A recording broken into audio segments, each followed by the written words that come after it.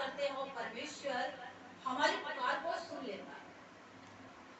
कोई ऐसा नहीं है, आप दिल से पुकारो, हर एक को परमेश्वर अपनी आत्मा से भर देगा। हर एक व्यक्ति उसकी आत्मा को महसूस करेगा। क्यों? क्योंकि परमेश्वर सबसे प्रेम करता है। क्यों? पवित्र आत्मा एक को छू रही, एक को नहीं छू रही। कहीं ना कहीं तो आपका मन कठोर है ना, कहीं ना कहीं तो आप में कमी है ना। हो सकता है उसका स्वभाव ऊपरी दिखावे में आपसे ज्यादा कठोर हो, अंदर उसका स्वभाव बहुत ही नम्र हो, जो खुदा को पसंद आ रहा है ना। आगे क्या होता है, ऊपर से तो बड़ा सख्त होता है लेकिन अंदर से कितना सॉफ्ट होता है। बहुत से लोग ऐसे हैं जो ऊपर से कठोर होते हैं, ऊपर से कठोर दिखते हैं, क्योंकि उनको समाज को कैसे हैंडल करना है, उस समाज में रह करके अपने आप को कैसे रखना है, उसको हैंडल करने के लिए उन्हें अपने स्वरूप को ऐसा बनाना है।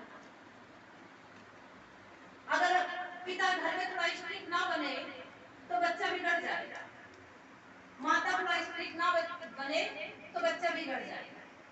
तो इसका ये मतलब थोड़ा था कि माता पिता बच्चे से प्रेम नहीं करते, लेकिन कहीं कहीं देखिए वही चीज बच्चे के ऊपर गलत प्रभाव डालती है। मुझे क्या लगता है कि मेरे माँ बाप यार समझते नहीं है, वो मुझे बहुत ज्यादा जो है डांटते हैं या मुझे मारते हैं, तो गलत कदम उठा लेता है। परंतु जो समझदार होता है, जो उस चीज को ध्यान देता है कि वही माता वही पिता मुझे प्रेम भी करता है, वही माता पिता मेरी सारी जरूरतों को भी पूरा करते हैं, यदि वो मुझे डांट रहे हैं तो इसका मतलब मैं कहीं गलत हूँ।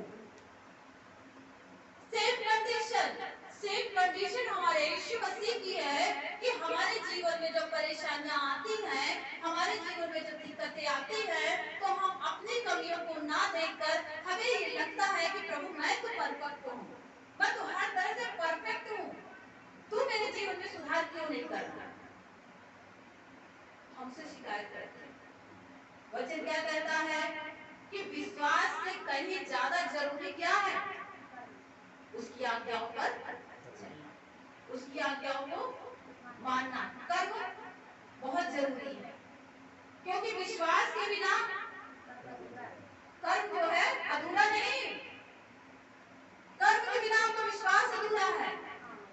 आप विश्वास कीजिए, कर्म ना कीजिए प्रभु की योगी तो आपका विश्वास व्यर्थ है। परंतु आपका कर्म बहुत अच्छा है, परमेश्वर के लायक है, तो अगर आप थोड़ा भी विश्वास करेंगे तो परमेश्वर आपको आशीष देगा। हालेलुया। तो यहाँ पर रूथ ने क्या किया, अपनी सास के साथ एक वैसा ही व्यवहार किया जैसा एक कहते नहीं वफादार दास अपने स्वामी को किसी भी कंडीशन में नहीं छोड़ता। वो कौन सा राजा था जो थोड़ों से अय्यूब की जब कंडीशन खराब हुई उसकी पत्नी भी छोड़ के चली गई, उसके दास उसके गुलाम जो उसकी एक आवाज पर खड़े रहते थे वो भी उससे मुंह चुरा के जाने लगे।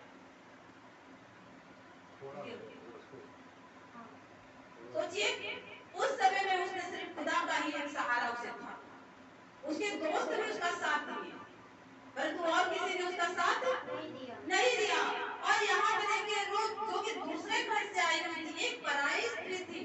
लोग कहते हैं बहू तो दूसरे घर की होती वो क्या समझे, परंतु रूथ ने वहाँ क्या किया, अपने सास के साथ वो सारी वफादारी की, एक 7 बेटों से भी उत्तम काम किया उसने। उस नगर के लोगों ने क्या कहा नाओमी से कि तेरी बहू जो है वो 7 बेटों से भी उत्तम है। Hallelujah hallelujah. तो हम धन्यवाद करते हैं परमेश्वर के सुंदर वचन के लिए कि हमारे जीवन में जितनी भी परेशानियां, जितनी भी दिक्कतें आए, हमें खुदा के अलावा उसे कोई भी दूर नहीं कर सकता।